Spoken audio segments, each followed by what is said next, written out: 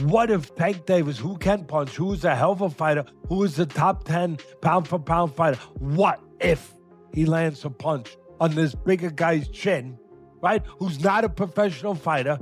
What happens? But for real, Tank is highly capable of taking Jake Paul out. So the exhibitions that I like to see are ones that either I can mythically look at and say, wow, well, if he would have did that back when he was 10 years younger or 8 years or 12 years ago, he would have beat him. You understand me? Because we know boxing. Because he's so accurate, he's gonna drop you or could put you to sleep. But like not necessarily power punch. Like Edwin De Los Santos is a hard hitter. He would even have a hard time with rollies. I'm not even kidding. Boxing legends are weighing in on why Gervonta Tank Davis will destroy Jake Paul within 3 rounds. According to Gareth A. Davis, Tank stayed unusually quiet during the press conference and face-off, barely reacting to Jake's constant jabs about his height. Gareth explains that Gervonta seemed hesitant, almost like he was pressured into taking this fight. But once that first bell rings, he believes Tank will unleash a storm of combinations, fast, explosive, and devastating enough to silence Jake Paul completely. Went about the presser. He reminded me of a northern football fan being dragged to a shopping centre on a Saturday afternoon rather than being allowed to go to his favourite Liverpool seat. You'll relate to that, won't you? Yeah. It was almost like he'd been shackled and dragged there against his will. Even when they faced off, it was as if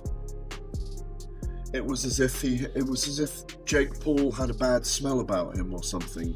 He didn't want to get near Jake Paul. He didn't want to. Just going to plug this in as well. I just realised it's not plugged in. It's almost as if he didn't want to indulge anyone at all. Like he'd signed up against his will, and then like he'd been signed up against his will. The agents and his manager and his handler had dragged him there without briefing him on what was going on and where it would be and what time it would take place. And there was this oaf in his mind standing there in front of him, this big oaf who kept posturing, and he just didn't do anything to him. I wondered at one point whether he was going to burst out with a combination of punches or something and just drop Jake Paul, who was being, measuring him up and going down to his height, and it was all very peculiar in my view. Like he really wasn't taking it seriously. And Garcia isn't holding back his frustration over the Jake Paul versus Gervonta Davis matchup. He calls it a complete insult to boxing, criticizing the massive gap in size and weight. To him, this isn't a real fight. It's a social media spectacle made for views, not legacy. Ryan emphasizes that boxing is built on skill, respect, and fair competition, not influencer hype or money grabs. Watching a smaller, elite fighter like Gervonta face a naturally bigger man like Jake Paul feels wrong to him, especially when it's being sold as an even contest. He warns that such events send the wrong message to young fighters, that fame and cash mean more than discipline and honor.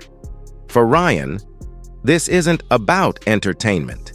It's about protecting the soul and integrity of boxing itself. Mainly Jake's, and we're not falling for the Disney Channel bit no more. We're not falling for you're not a fighter no more. We're not falling for that. You're ranked as a cruiserweight and you're out here trying to fight a lightweight. And then on top of it, you were just talking about fighting Anthony Joshua. That doesn't make no sense. And, I just felt like it was a disgrace to boxing, and kind of it was not a good move by Jake Paul. I understand people saying, Gervonta got to go get his money, blah, blah, blah. But, we're not talking about that shit. We're talking about the sport, bro. We're not talking about, oh, he got to get that money, bro. Yeah, but everybody's open to criticism. That's the whole point of this media shit. Right. That's why they talk about basketball players. They don't talk about, well, LeBron's making too much. Nobody cares, bro. If LeBron's missing the shot, he's missing the fucking shot. So at the end of the day, bro, I just thought it was a disgrace to the sport. Because on one end, you got the casuals, right? The casuals don't see the weight difference. They see Jake Paul and Gervonta Davis. Yeah. And if Gervonta Davis doesn't fuck up Jake Paul, they're going to think Jake Paul is some pound-for-pound champion type of fighter. Yeah. And to me, that's just it's tricking the public, and it's kind of bullshit, bro, at the end of the day. Because at the end of the day, if Gervonta was Jake Paul's size, we wouldn't even be having this conversation. There probably wouldn't even be a fight. Yeah, you know what I mean? So I just think that it's a disgrace to boxing.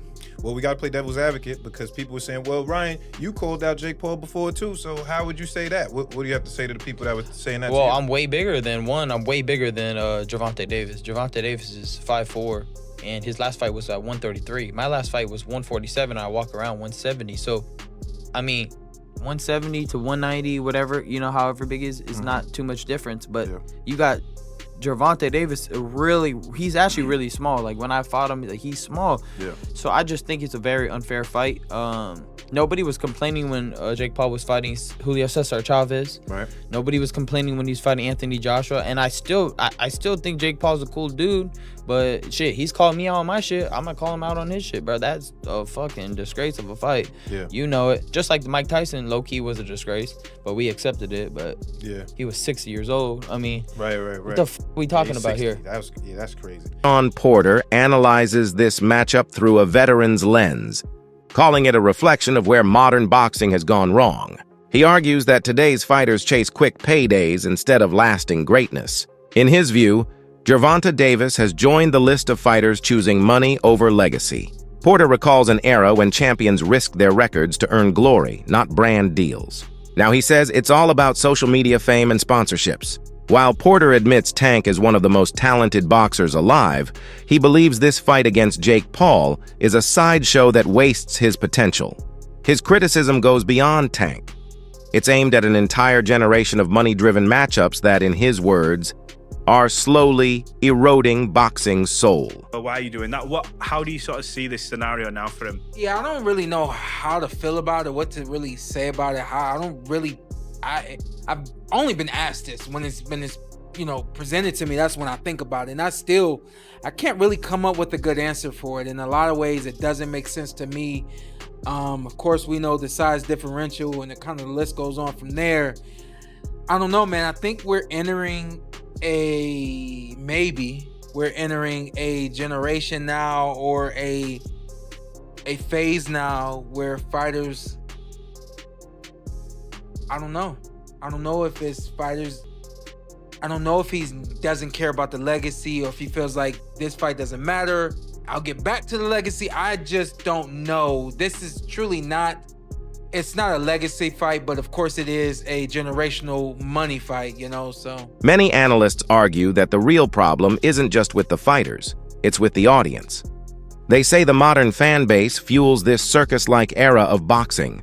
True technical fights between elite boxers often go unnoticed, while influencer bouts dominate headlines. They blame social media's short attention span for shifting focus from substance to spectacle. Analysts note that Jake Paul isn't entirely to blame. Fans reward chaos over craftsmanship. When audiences only tune in for trash talk and viral drama, serious fighters lose motivation to take real risks for respect. This fan-driven culture has blurred the line between professional sport and pure entertainment.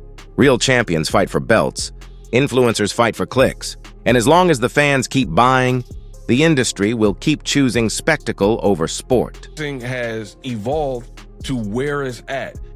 I'll expand on that. For one, you have good fights where I'm not talking about these type of fights, crossover type of fight, former Disney guy, influencer stuff. Not. And Jake Paul has really promoted himself and acquitted himself to the point where he's kind of a boxer. Now, he hasn't fought the top names, I get it, blah, blah, blah. But he's doing his thing. He's training like a boxer. He's not like taking it lightly, like streaming and then working on his YouTube more than he's working on his boxing. It is what it is, right? But beyond that, let's keep it going. I told you I'm about to really get unpacked. Subscribe to the channel. The reality is, the reason why I'm saying I blame you, the fans, is because we've had some very good fights, like David Benavidez, Caleb Plant, whatever. I'm talking in the last 5-10 years, right? Very good fights, all boxing. So not talking influencer or any type of crossover fight, right? Good fights, and then you got boxing fans in a niche sport who didn't further the exposure by advertising or buying the fight, mostly buying the fight with piracy and whatnot. So now we're at a point in this society where these companies, they're like, all right, they see the piracy is a problem. Now they're looking for sure shot, must win type of scenarios. That's why we're getting these fights that some people, purists and diehards, are calling wonky fights. You know what I mean? It is your fault